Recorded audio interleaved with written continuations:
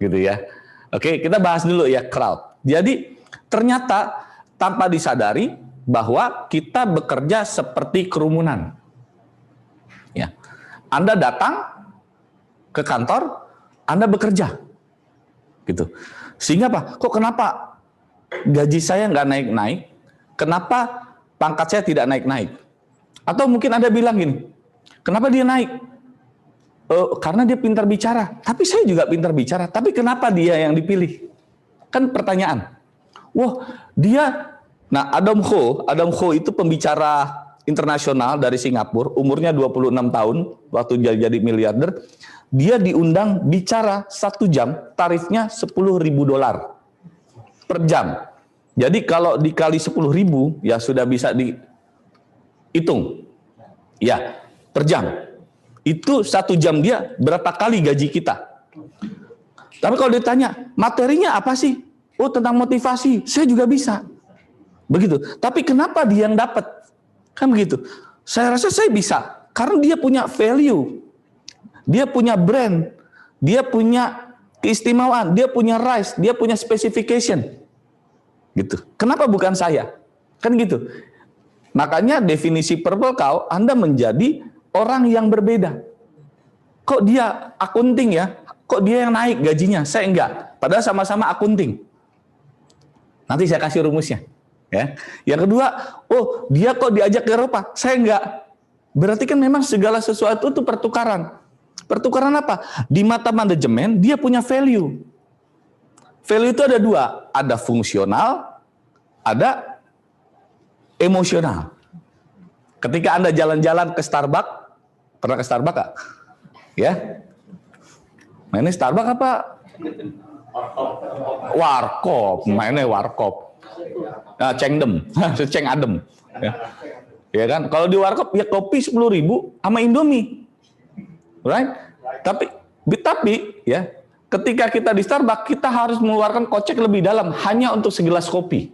120.000 hanya dapat americano atau latte. Tapi kita value, kita mau bayar. Kan anehnya gitu. Nggak protes.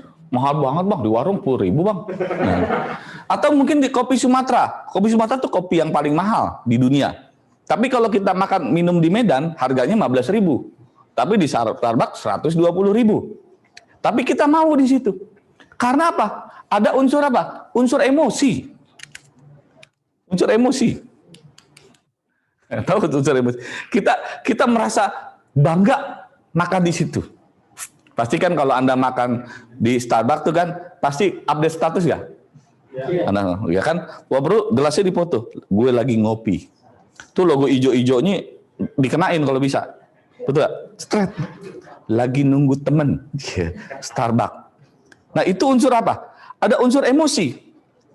Perusahaan melihat secara emosi ini orang bagus. Dia punya brand. Kenapa?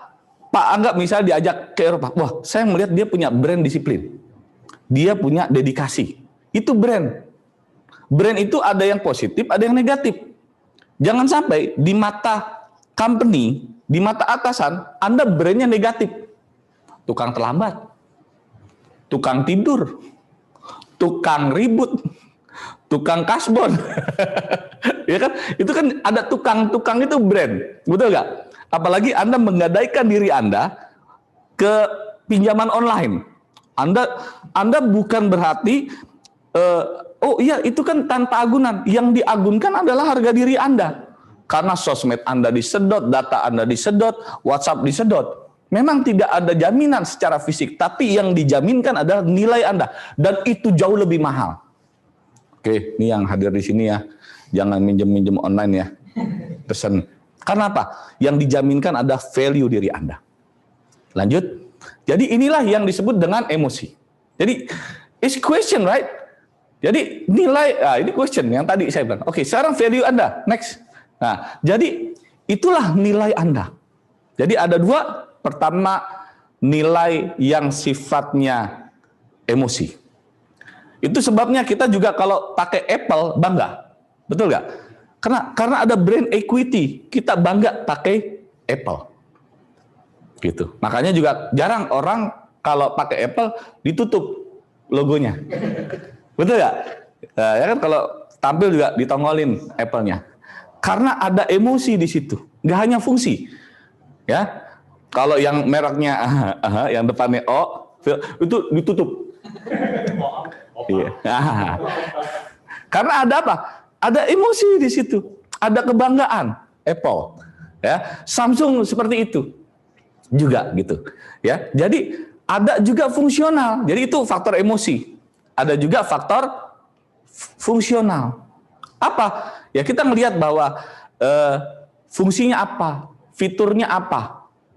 Ya, ketika Anda punya handphone, Anda punya fitur kan? Fiturnya berapa RAM, gitunya ininya. Kemudian aplikasinya apa saja, berapa hard disknya, SD card-nya, dan seterusnya. Itu sifatnya fungsional.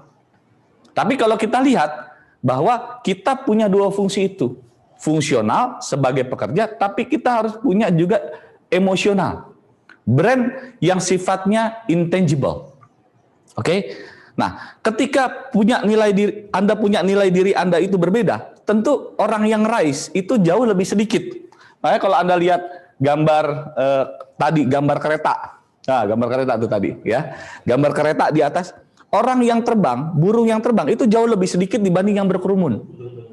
Oke? Jadi, orang yang sukses itu memang nggak banyak. Motivator yang sukses itu memang nggak banyak.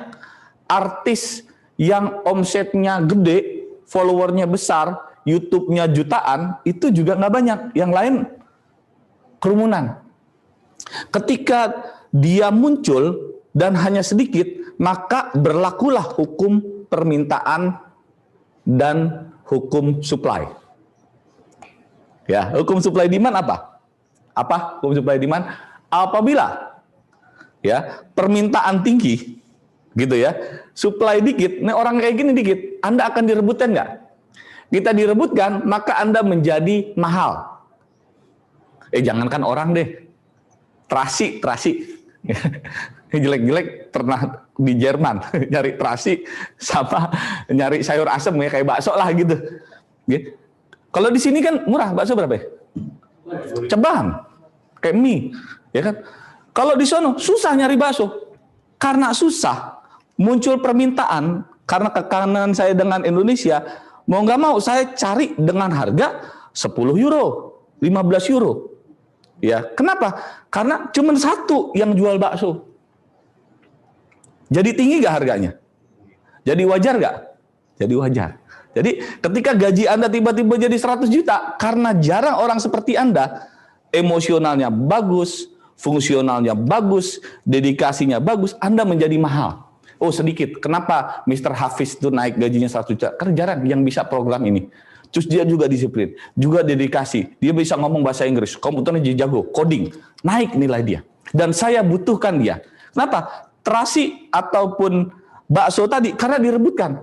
Andai saja, nggak ada yang beli, mungkin harganya turun.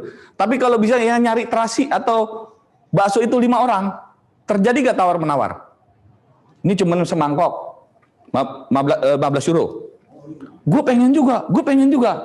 Ya udah, gue beli 20. Enak aja. Buat gue udah kangen banget sama bakso. 50 euro. Oh enggak, gue 100 euro. Naik. Nah, itu yang disebut dengan pertukaran. Jadi dalam diri Anda juga pertukaran. Gitu. Saya pun pernah ngajar sebulan gajinya 150.000. Pernah. Gitu. Tapi itu yang harus saya lalui. Kapasitas kita ditingkatkan, emosi kita, kemampuan membaca, ya, dan sebagainya. Ini penting, karena itu akan jadi value. Pertanyaannya, pertinyi ini. Ini yang di LO hadir ya? LO, gudang, jangan tidur, ya. Semuanya, tingkatkan value Anda. Ya, Anda harus punya mimpi, hari ini di gudang, besok gua di meja manajer. Oke, tinggal Anda tingkatkan value-nya, pantaskan. Dibikin Anda tidak pantas di gudang, bikin. Kenapa? Dengan cara apa? Ubah unsur fungsional Anda. Oke? Yang kedua, ubah unsur emosional Anda sehingga kita menjadi orang yang berbeda dan kita menjadi orang yang distinctive and different seperti sapi ungu. Ya kan? Sampai mau foto tadi ya. Oke, next. Nah, ini tadi di mukadimah. Alladzi khalaqal mauta wal hayata liyabluwakum ayyukum ahsanu amala, ya. Dan dialah Allah yang menjadikan mati dan hidup supaya dia menguji kamu. Siapa yang paling baik amalnya? Siapa yang balik prestasinya? Siapa yang paling baik dedikasinya? Siapa yang paling baik fungsionalnya? Siapa yang baik emosionalnya? Rasulullah adalah sosok yang luar biasa secara emosional. Fungsinya luar biasa. Beliau menembus batas waktu. Ya, walaupun beliau meninggal dunia 1500 tahun yang lalu, Rasulullah tetap hidup di hati kita. Hanya sedikit orang-orang yang seperti itu. Beliau punya tangan yang sama, kaki yang sama, mata yang sama, fungsional. Nilai beliau menembus batas langit dan bumi. Baik, teman-teman sekalian, kita lanjut. Nah, nanti kita diskusi. Nah, oke, next. Nah, jika ingin mengingatkan sesuatu, nah ini ya. Ke sini.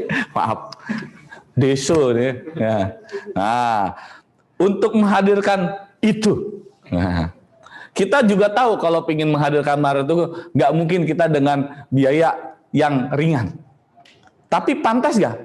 Materinya mungkin sama dengan saya. Mungkin materinya sama dengan teman-teman bisa ngasih. Tapi kenapa dia memiliki value yang tinggi? Ya, seperti Starbucks tadi, seperti Apple tadi, seperti Samsung tadi. Ya, oleh sebab itu, mari teman-teman kita lihat.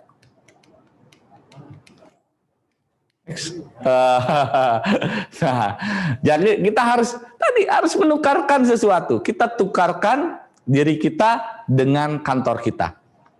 Pak, ngapain saya rajin-rajin Pak di kantor? Oh, ingat kita punya yang namanya hukum kekekalan energi. Bahwa segala sesuatu yang kita berikan buat orang tua kita, buat kantor kita, buat company kita, itu adalah investasi nilai. Percaya, itu akan kembali pada diri Anda. Karena energi itu hakikatnya punya energi yang sama. Bentuknya sama, jumlahnya sama. Ya, dia hanya berubah bentuk. Daripada cair, cair padat, padat ke gas. Dan seterusnya. Tapi hakikatnya, ya, energi itu sama. Dan itu akan kembali kepada diri kita. Ketika kita memberikan sesuatu amal nggak dibayar, kita bantu sosial masyarakat tidak dibayar. Ketika kita membantu kantor, kita nggak hitung lembur, kita dedikasikan. Pak, kemarin saya lembur 2 menit, nggak dicatat. Percaya, itu akan kembali kepada diri kita. Allah nggak tidur, gitu.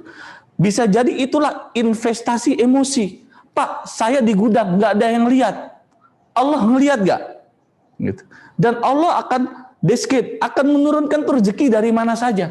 Kita lupa, kesehatan adalah rezeki. Anak istri sehat, itu rezeki. Ya, kita bisa menghirup udara segar, itu rezeki.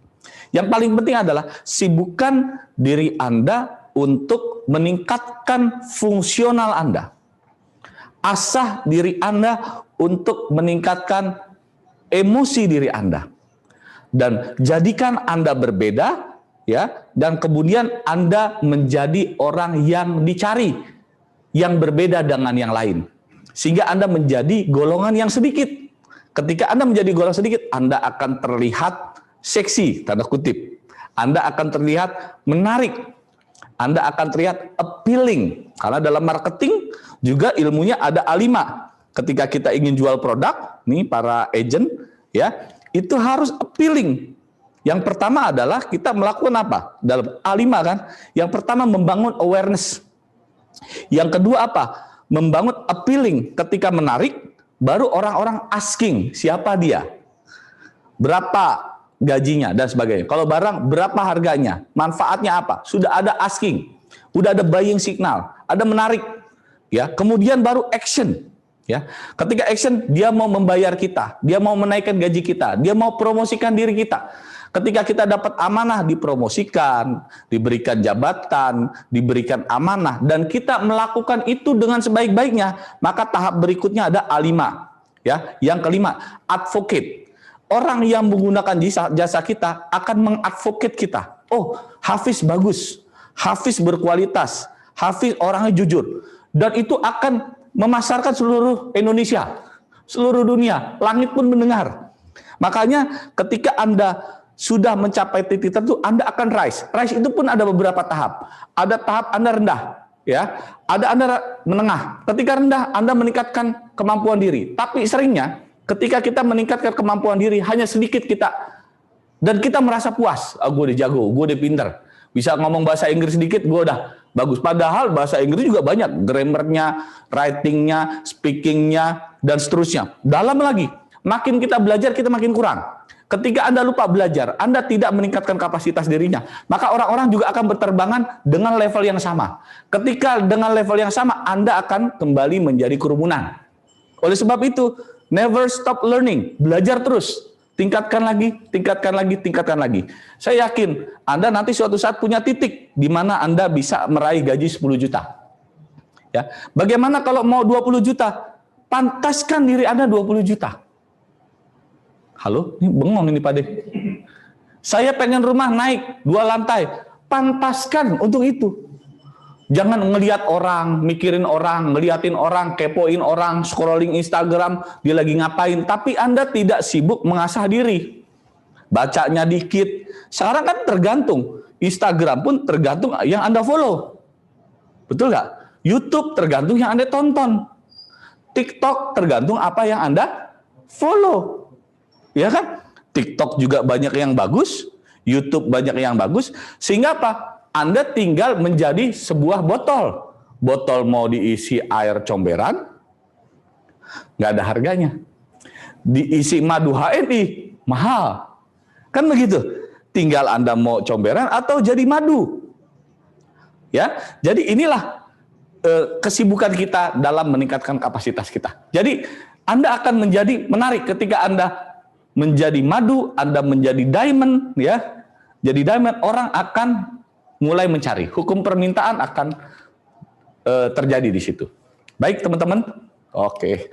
Jadi kata Jim Rohn said. Ya, Jim Rohn. Tahu gak Jim Rohn? Bukan Imron ya. Jim Rohn ya. Kita tidak dibayar sesuai dengan waktu kerja kita. Tapi kita dibayar sesuai dengan nilai yang diberikan pada waktu tersebut. Intinya adalah produktivitas. Bukan waktu. Anda mungkin kerja sama, semuanya sama, 8 jam, 9 jam, tapi yang diberikan nilai terhadap perusahaan, ya, regenerate yang Anda berikan kepada perusahaan, itu beda-beda. Gitu. Kan semua tergantung pada tadi fungsional dan emosi kita. Ya, kalau kapasitas kita bagus, ya, kita memahami teknologi, kita grow mindset, mungkin dengan teknologi kita bisa menghasilkan atau memproduksi atau menyelesaikan 1000 masalah. Tapi kalau tidak memiliki kapasitas, kita tidak memiliki nilai, 1 atau 2 masalah saja terselesaikan. Jadi setiap orang punya kapasitas yang berbeda. Oleh sebab itu ada orang yang diamanahkan jadi ketua RT, ada juga amanah yang jadi presiden, ada yang jadi menteri, ada yang jadi dirjen, ada jadi dirut. Dia punya value. Kenapa beliau jadi dirut? Dia punya value yang mahal. Kenapa dia ada manajer? Dia punya value yang pantas. Kenapa dia digaji 100 juta? Karena dia punya value yang luar biasa. Saya punya sahabat, ya, ini kerja di bank, ya, gitu. Weh, lagi ngobrol. Lo digaji berapa? Sekian. Tapi gue ditawarin nih, gitu ya, ditawarin bank lain, bank N namanya. Wah, gue ditawarin 200 juta, 200 juta ada loh orang gaji 200 juta ya. Jangan kaget ya, jangan kaget. Biasa saja. Terus dia resign. Bilang ke bosnya, "Pak, saya mau resign. Karena ada yang nawarin dengan gaji 200 juta." Apa yang terjadi? Karena dia punya value, punya unsur emosional, punya unsur, jangan, kamu tetap di sini, saya kasih gaji 250 juta dan rumah di Karawang. Ya Pak, saya akan tetap di sini Pak. Berani gak Anda ngomong gitu kepada bos Anda? Jangan sampai, "Pak, saya ingin mengundurkan diri." Kenapa? Saya ingin mengundurkan diri karena saya ingin mengundurkan diri aja Pak. Terus kata direkturnya atau manajer RD, dia jawab, "Kapan?" "Oh, kapan?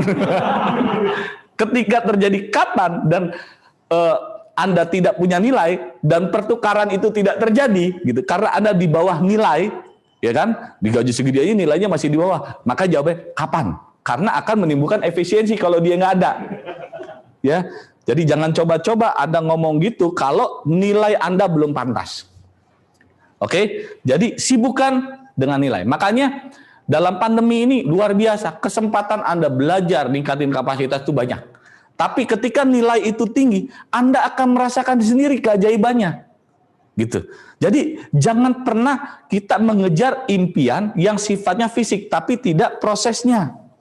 Gitu. Dan Anda akan ditawarkan lebih tinggi ketika Anda mulai pantas, ya. Jadi bagaimana talentnya? Wah, ini kalau udah ngomong ini lama ini ya. Jadi gini, saya langsung aja ya. Ini kita bisa banyak ya. Bagaimana menciptakan new version of myself? Gimana untuk menciptakan versi baru diri kita? Mau tahu apa mau enggak? Mau tahu banget nih? Kita iklan dulu nih. Nah, kan nggak bisa ya kita sekarang ya. Ya, saya tuh kangen waktu di gudang ya, di LO. Ya, tapi nggak apa-apa. Mudah-mudahan kita tetap komunikasi ya teman-teman semua. Baik, yang pertama adalah reinventing, menemukan diri Anda. Fine, saya punya kemampuan apa? Kan yang paling penting kita mengenal diri kita. Apa sih kemampuan saya? Gitu. Kebetulan saya orang Betawi. Orang Betawi nyablak gitu ya. Ya oke, tahu orang tinggal nyablaknya mau ditaruh mana? Di warung kopi atau di tempat seperti ini? Saya nyablak di tempat seperti ini. Ya, jadi kalau di rumah saya kalem, ya.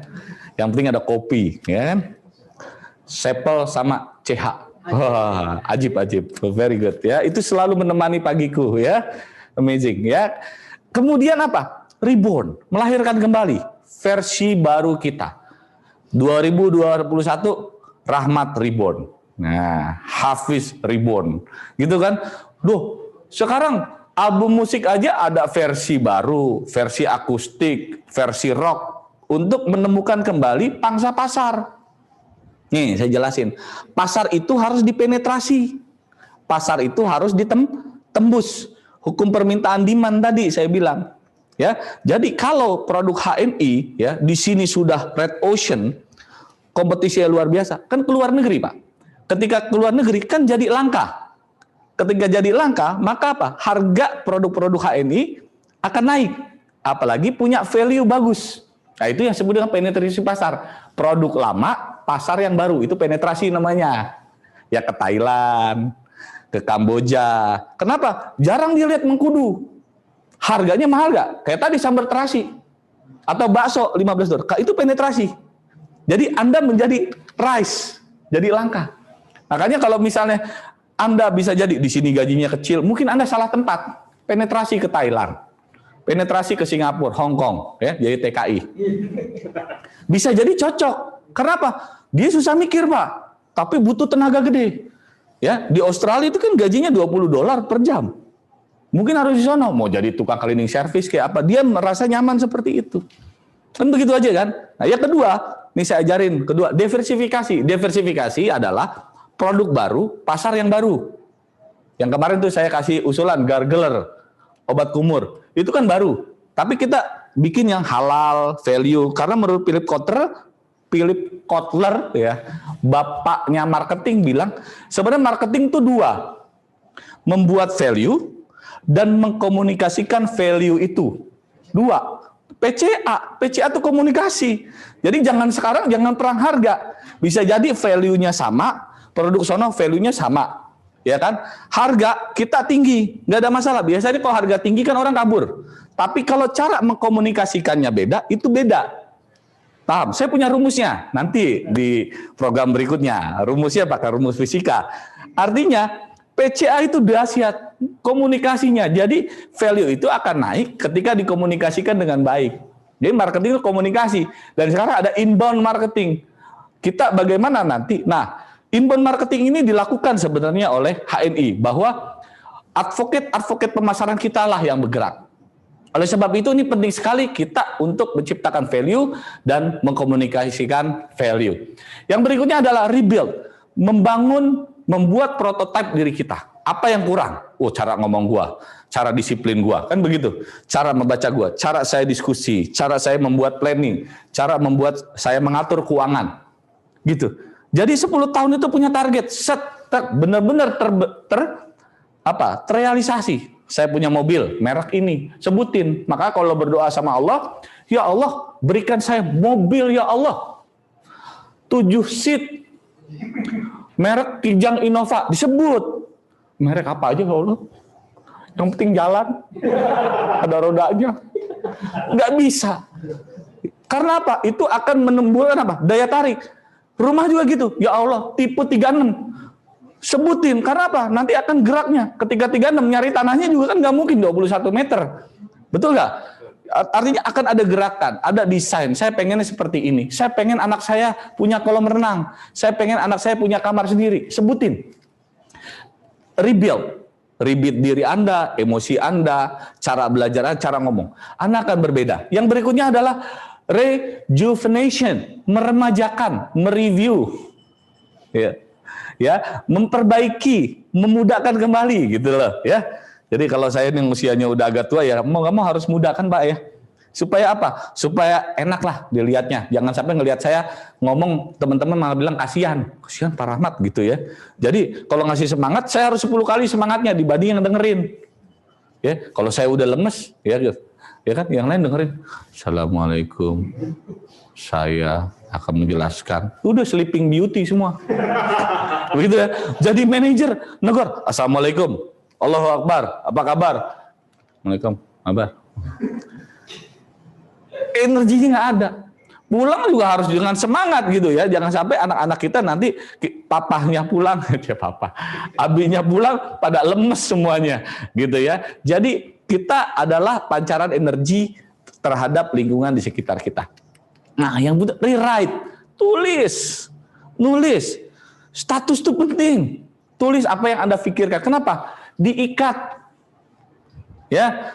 Tata kembali, desain kembali, ya, apa-apa ilmu yang ada dicatat supaya nggak hilang, ya.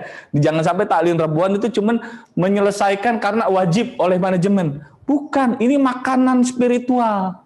Ini makanan jiwa yang difikirkan oleh perusahaan. Dan Anda harus makan ini. Kenapa? Kita nggak hanya butuh bubur pagi-pagi, mie ayam pagi-pagi, pangsit, somai. Tidak, tapi jangan nasi goreng, nasi uduk, gorengan, belum makan saya. Ya. Gak itu, kita butuh makanan jiwa. Dan perusahaan menyadari itu. Kajian Rebuan itu penting sekali untuk makanan jiwa. Jadi rewrite, dan berikutnya rebrand. Nah, rebrand itu harus jelas. Kita mau jadi apa, kita ingin menjadi siapa, sesuai dengan apa? Reinventing kita, reborn kita, rebuild kita. Dan Anda pengen expert di bidang apa? Yang sekarang memang kerja di gudang, jadilah gudanger yang baik. Gudanger, baru dengar saya. Ya. Yang di akunting, jadilah akunting yang terbaik. Marketing yang terbaik, marketer yang hebat, pencerita yang hebat, ya. Mampu apa? Mengemas. Bicara itu punya daya magnet, appealing, emosi. Karena nggak semua orang bisa itu. Dan rasakan nanti apa yang akan terjadi. Insya Allah luar biasa. Jadi, lupa. Jadi intinya ya, Kiyosaki bilang, seperti gini, dalam tubuh manusia kan ada energi, betul nggak? Ini dalam hati kita nih, diri ini kalau Anda tunjuk dada Anda. Ini energi nih, besar banget. Besar, cuman Anda nggak sadar aja besar banget. Cuman ini kan bisa meledak nggak kan gitu aja. Meledak bukan di bom ya, meledak bisa benar-benar duar. Selama kita normal, otak kita kan luar biasa. Saya pernah cerita tentang otak, betul nggak? Fisik kita luar biasa, anugerah dari Allah tuh luar biasa. Cuman kan kita energi ini bagaimana? Ada 2 massa dikali C kuadrat. Itu kan hukum energi yang diciptakan oleh Albert Einstein. 2 aja, kapasitas dan kecepatan. M itu massa itu kapasitas kita, ilmu kita, ruhiyah kita, fikriyah kita, ya, jasad kita, ya, itu kuat, bagus, pantas, capable. Tapi itu nggak cukup. Butuh apa? Speed, kecepatan. Apalagi zaman sekarang. Di luar berubahnya cepat. Anda letoy, Anda lambat, Anda merasa puas. Jadi gampang mendeteksinya. Ketika Anda stagnan, bisa jadi speed Anda kurang cepat, atau kapasitas Anda nggak mampu. Ketika gaji Anda stagnan atau turun, karena nilai tukar Anda rendah. Ya, makanya wajar kalau $100 sama $100 beda nilainya. Betul nggak?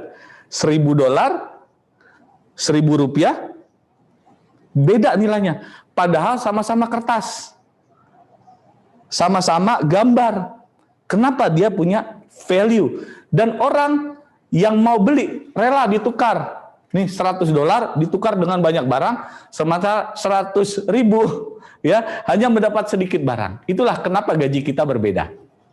Kenapa pendapatan kita berbeda. Kenapa rumahnya berbeda. Kenapa rezekinya berbeda. Apakah Allah itu adil? Allah adil. Ya, kita suruh ngikutin Quran, kita suruh ngikutin hadis, ini ikutin. Kedua kita Rasul. Rasul itu luar biasa. Nah, saya cuma mensistemasi, menceritakan kembali dengan versi-versi yang terkait dengan ilmu pengetahuan.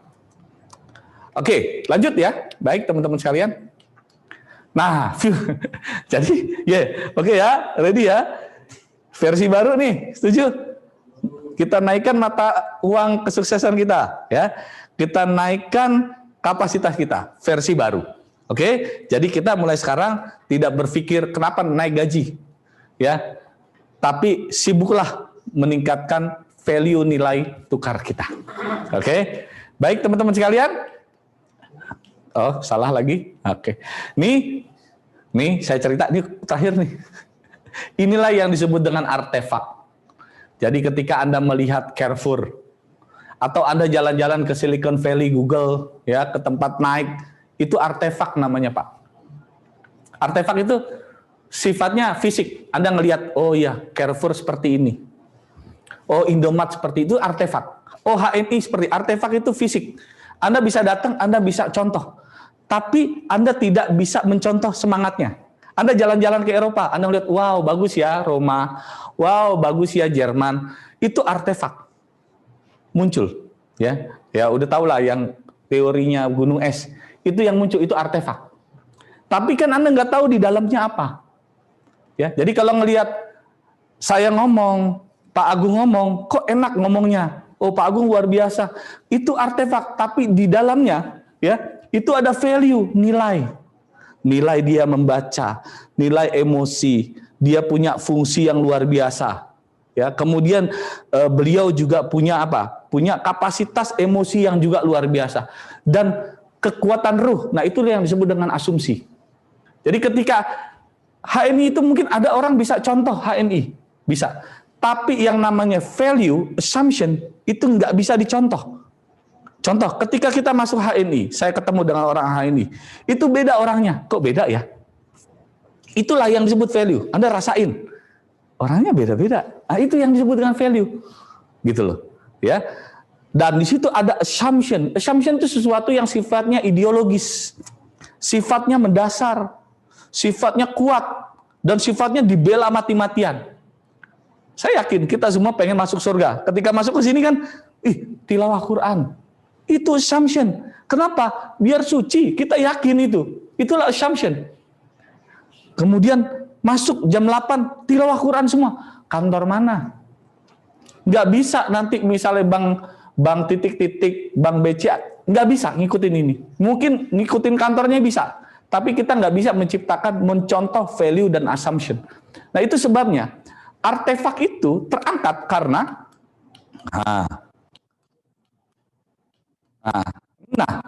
value. Nah, artefak ini sifatnya visible. Kelihatan, ya kan? Kelihatan senyum, menyapa, penuh dengan ruh keislaman, itu artefak visible. Tapi di bawah itu adalah assumption. Ini menurut Edgar Schein, culture model, bagaimana menumbuhkan budaya. Jadi budaya itu muncul karena assumption. Gitu ya. Jadi kalau kita ngelihat ke organisasi ini kok begini bentuknya, ini bentuknya, itu assumption. Jadi ketika Anda mengunjungi artefak, ya, orang-orang peneliti akan value dan assumption. Ya, jadi inilah Pak, bisa jadi orang yang pertama masuk HNI bingung nggak? Ini apa? Kantor apa pesantren? Betul, mungkin persepsi karena dia biasa kantor gue dulu nggak begini. Karena beda value dan assumption. Ya, saya juga pernah sewa ruang kantor, begitu karyawan saya keluar semuanya Pak ke masjid.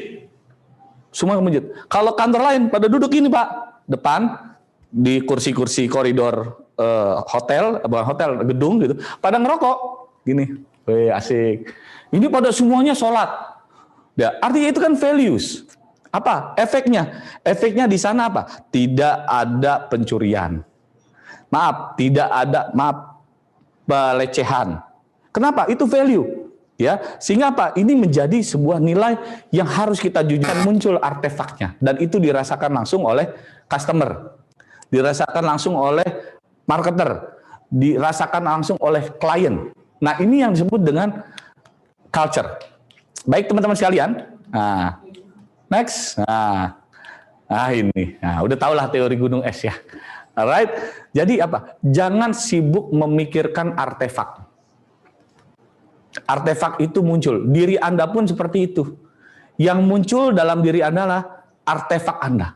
Ketika Anda bisa bicara, Anda bisa membeli sesuatu, Anda bisa bangun rumah, Anda bisa beli mobil. Di bawah itu ada rasa sakit, pain. Ada pembelajaran yang susah. Ada tekanan. Ada ditendang, hurts. Sehingga Anda menjadi orang yang punya value bagus. Nah, terakhir, jadilah orang yang memiliki nilai tukar tinggi. Dengan apa? Dengan berbeda, memiliki fungsi, emosi, dan fungsional. Semoga Anda menjadi orang-orang yang memiliki nilai tinggi. Tergantung Anda. Kalau Anda ingin menjadi nilai mata uang tinggi, mata uang kesuksesan tinggi, yuk tingkatkan diri Anda. Assalamualaikum warahmatullahi wabarakatuh. Waalaikumsalam warahmatullahi wabarakatuh. Give applause to Mr. Ahmad Hidayat. Insyaallah, thank you so much, Mr. Yes. Amazing materi and speech. And the next, let's get into the question segment. Yes, sir. Boleh. Any question maybe? Okay. Question. Any question? If there's a question, you can write. Oh, can you read this? Wow. Oh, dari Mas Auda. Wow, Mas Auda, how are you? Bacain ya. Yes.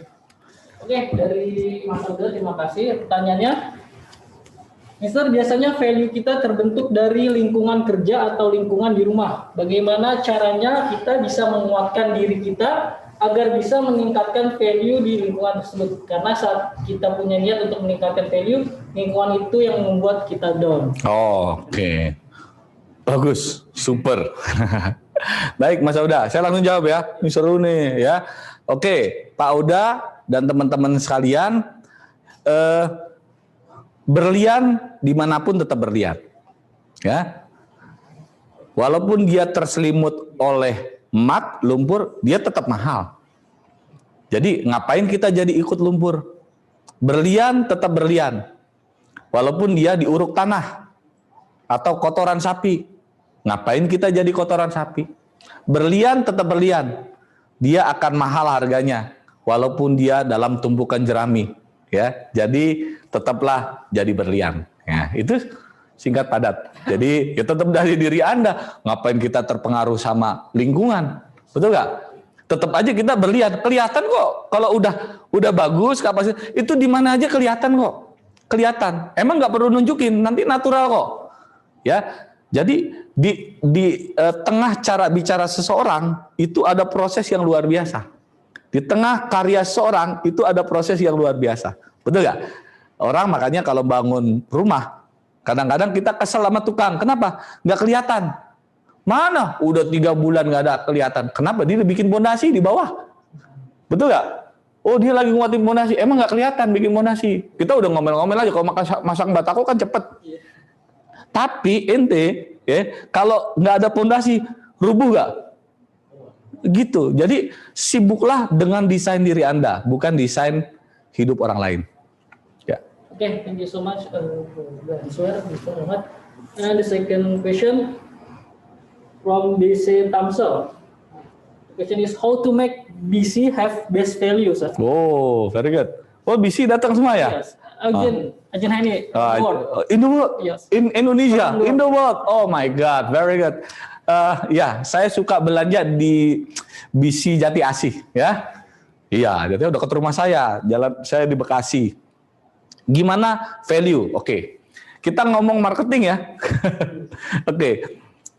Oke, sekarang ngomong value, seperti Philip Kotler bilang bahwa value itu nih untuk meningkatin nilai BC kan? Ya, Begini, value itu kita sudah tahu value dari HNI. Kita sudah tahu mengkudu apa fungsinya, kelosin apa, ya, APHI, Sevel apa, sudah tahu. Dan kita yakin itu, makanya kita pakai biar bisa ngerasain. Jadi kalau tanya apa rasanya kopi CH, kopi HC, lupa, sorry, kopi saya. Tapi saya minum itu terus tiap pagi, ya. Sering saya update tuh di story saya, ya kan? Itu rasanya, ya kita yang bisa ngerasain. Rasanya enjoy, seger, ya. Enaknya tuh, luar biasa deh, bikin kita semangat. Nah, tinggal bagaimana mengkomunikasikan. Menurut Alexander Osterwalder itu ada 2 model yang kita inikan, yang harus kita perhatikan buat BC. Ya, ingat ya, tugas kita adalah menyampaikan value yang baik ini kepada segmen pasar yang ada. Segmen itu ada 2 ya, kita penetrasi atau diversifikasi, mau ke samping atau ke bawah. Maka kalau dalam ilmu scale up sebuah perusahaan, itu kalau kita ingin meningkatkan pasar, ke samping atau ke bawah. Makanya Apple itu sempat dia mengambil pangsa pasar bawah. Ada kan Apple SE yang agak murah. Dia pengen mengambil apa? Pangsa pasar bawah. Ya, jadi orang yang tadi pada beli Oppo, Vivo, Imo itu pada lari ke Apple. Kenapa? Dia punya brand equity yang bagus. HNI punya brand equity. Kalau kita mau ke bawah, ngambil pangsa pasar bawah, mungkin harus membuat produk baru yang harganya lebih murah. Itu dilakukan oleh Aqua dan Fit. Aqua dia udah nggak mau nurunin harga, ngambil pangsa pasar bawah, dia bikin Fit. Gitu. Apakah HNI melakukan itu? Nah, saya nggak tahu. Itu yang pertama. Tapi kalau tidak mengambil pangsa bawah, ada ngambil pangsa pasar samping. Nah, ini ilmu scale up ini, ilmu mahal ini, ya. Jadi caranya gimana? Kita melakukan penetrasi.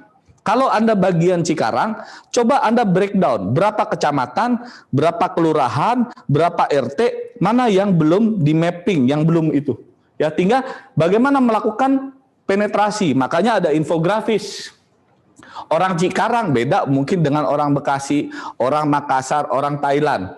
Itu sebabnya McDonald melakukan franchise di mana-mana seluruh Indonesia. Tapi kalau Anda ke Amerika, jangan nyari nasi uduk. Betul nggak? Nasi uduk di Jakarta ada. Apa ya nih McDonaldnya? Bukan begitu, karena infografisnya demografis orang Indonesia kalau pagi nasi uduk. Pak, nasi uduk dari mana? Sekarang zaman big data. Ada dari kenapa ada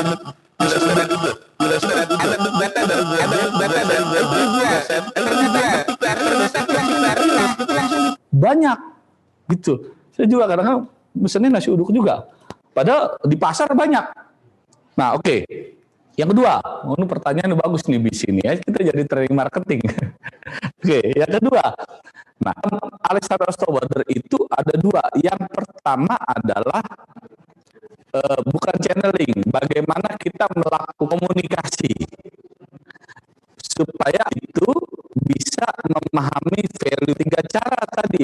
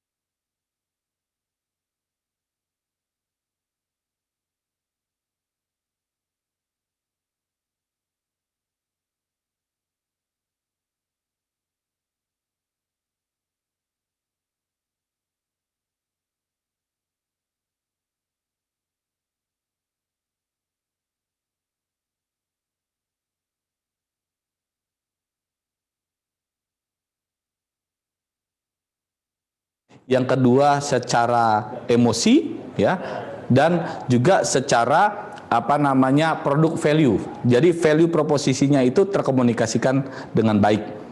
Bisa dengan serangan apa? Serangan darat, serangan udara, ya, yang disebut dengan above the line. Kita harus masuk ke medsos, ke email, ke YouTube, karena sekarang iklan harus menembus rumah-rumah orang, rumah-rumah konsumen. Tidak ada cara lain kecuali dengan iklan yang memenuhi 5 tahap tadi yang saya bilang. A5 itu yang sampai dengan advocate. Oke. Nah, kalau dengan medsos itu ada 2 model. Pertama, Anda bisa organik, ya. Anda melalui advocate. Advocate itu bawah-bawah kita gitu ya. Agent-agent kita itu melalui advocate dengan PCA. PCA itu kan membangun awareness supaya appealing, asking action post advocate langsung. Jadi pembelian akan tinggi di situ. Bisa juga melalui yang sifatnya non organik. Ya udah bayar aja Facebook, bayar aja YouTube, udah bayar abiskan. Bahkan ada teman saya jualan panci gitu ya, sebulan untuk biaya iklan Facebook Ads, Instagram Ads itu 1 miliar. Tapi apa? Iklan 1 miliar dapetnya 2,5 miliar. Jualan apa? Jualan panci. Alat rumah tangga, tinggi permintaannya, berani. Tapi kalau pakai model itu. Tapi kalau saya lihat kita lebih cenderung organik. Organik lebih kuat dibanding pakai brand ambassador. Kalau brand ambassador itu kan yang ngomong artis, ya kan? Dan sekarang konsumen lebih pinter. Apalagi artisnya semua endorsean diambil. Oh, saya suka pakai ini, saya suka pakai ini, iklannya banyak. Ya, lu mah dibayar pakai itu, ya. Sampai handphone, padahal dia nggak pakai handphone itu, ya kan? Tapi endorsean semua diambil. Orang percaya nggak? Tapi kalau yang ngomong adalah teman saya, saudara saya, teman Facebook saya, reviewnya bintang 5, itu jauh lebih kuat. Makanya anak-anak milenial sekarang, ibu-ibu rumah tangga, lihat reviewnya. Review itu dilakukan oleh brand advocate. Apa brand advocate? Pemakai.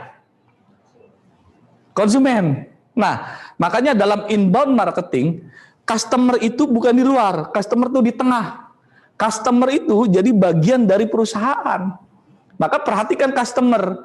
Kalau Bapak Ibu punya stokis, punya langganan, punya tetangga, perhatikan. Ucapkan ulang tahun, selamat ya, bagaimana sudah merasakan itu. Nih Bu ada tumbler, nih Bu ada ini. Diperhatikan.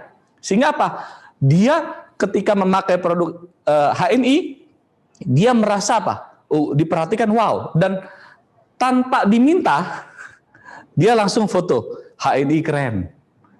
Jadi kalau servis kita wow, ya, wow, keren, ya. Kita pengen seperti itu. Orang-orang mengadvocate kita tanpa kita minta.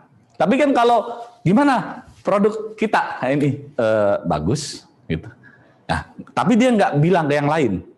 Itu tahap berikutnya adalah, oh bagus, oh bagus.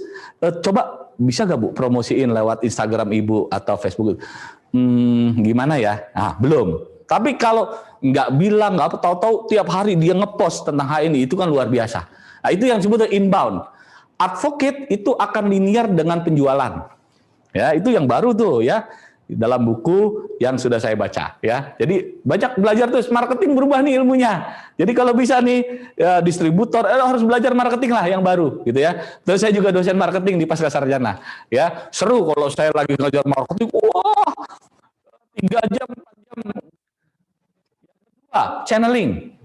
Nah, channeling jangan membuat konsumen itu susah nyari barang HNI. Udah itu. Itulah fungsi BC, fungsi stokis. Yang sampai, nih saya mau beli mengkudu, saya mau kolasin. Belinya mana? Cikarang. Tuh, dibuat mudah. Mudah itu adalah, ya kenapa sekarang maaf ya, Indomaret, Alfamart, di mana tiap komplek dia ada. Dan keunggulan dia mudah didapat. Bisa jadi bukan produknya, mudah didapat. Nah, sisi channeling inilah yang harus dikuatkan di HNI. Kalaupun banyak Pak, cabangnya banyak Pak, membernya 2 juta Pak. Ya, tapi mappingnya, lokasinya, nyebarnya nggak jelas. Itu yang sebabnya orang susah. Makanya bagaimanapun Aqua masih sulit ditandingi oleh yang lain-lain. Kenapa? Pertama, Aqua first category. Pertama, Sesuatu yang pertama masuk ke otak itu susah dilupakan. Makanya saya pengen punya usul bahwa herbal terbaik, herbal pertama masuk first kategori orang-orang Indonesia adalah HNI. Dan itu harus di-brand. Nge-branding itu ada prosesnya dan harus konsisten. Kita adalah bagian brand. Mudah-mudahan brand awareness ini bisa menguatkan, dan ingat, brand equity itu mahal. Itu sebabnya orang kalau ngelihat Apple harganya 30-40 juta tetap mau beli. Kenapa? Ada brand equity di situ. Kenapa Avanza dan Daihatsu bentuknya sama, modelnya sama, mereknya doang beda. Tapi kenapa milih Avanza? Karena ada brand equity di situ. Nah, channeling ini harus penting sekali, tidak hanya buat pemasaran, tapi channeling juga jadi bagian penting. Dan satu lagi terakhir, appealing. Kalau sudah mappingnya bagus, HNI ini sudah ada di Cikarang, mappingnya bagus dah. Ini perumahan ini satu HNI, ini satu HNI. Appealing itu apa? Daya tarik magnet. Ya, tempatnya bagus, standar depannya bagus, sehingga orang tahu. Ya, kalau warna hijau, putih, HNI, gitu. Masalahnya kan kita gini, maaf ya kalau kita lihat, mana nih? Ah itu tuh ada tulisan kecil HNI, baru kita masuk. Sangat disayangkan. Manusia suka dengan warna, ya otak kanan. Ya, saya paham tentang radiant thinking. Jadi harus jelas warnanya. Makanya alfa semua sama, merah kuning. Jadi dari jauh aja sudah tahu. Betul kan? Itu namanya disebut dengan picture mark. Bulet-buletnya Starbucks, itu dari jauh udah tahu. Nggak dibaca Starbucks. McD nggak ada tulisan McD kan? Begini doang, oh McD dari jauh. Kita pengen ini orang cuman sekian detik, oh, ini tadi gue lewat. Nah gitu. Nah itu namanya appealing. Ini kerja besar. Harus bareng-bareng. Ya, insya Allah lah di next program kita akan bahas lagi yang lebih seru ya. Oke, saya mohon maaf ya. Ini kalau udah ngomong keasikan, ini juga nggak nyiapin materi ya begini. Dadakan terus ya, kayak tahu bulat ya. Oke, thank you very much for your attention. I hope that you can enjoy and get advantages, knowledge, and benefit from our meeting Ta'lim Rebuan today. I would like to apologize if I made mistake, and see you for the next Ta'lim Rebuan. Assalamualaikum warahmatullahi wabarakatuh. Waalaikumsalam warahmatullahi wabarakatuh. Give applause to Mr. Rahmat Hidayat. Thank you. Okay. Thank you so much, Mr. for amazing speech, amazing materi, motivation for us. Hopefully we can implementation to our activity. Okay, the question segment is enough because time is limited, and we close this meeting by saying Alhamdulillah. Alhamdulillah. And doa kafaratul majlis. Subhanakallahumma rabbana wa bihamdika asyhadu an la ilaha illa anta astaghfiruka wa atubu ilaik. See you next time. Billahi taufiq wal hidayah. Assalamualaikum warahmatullahi wabarakatuh. Salam. Bye.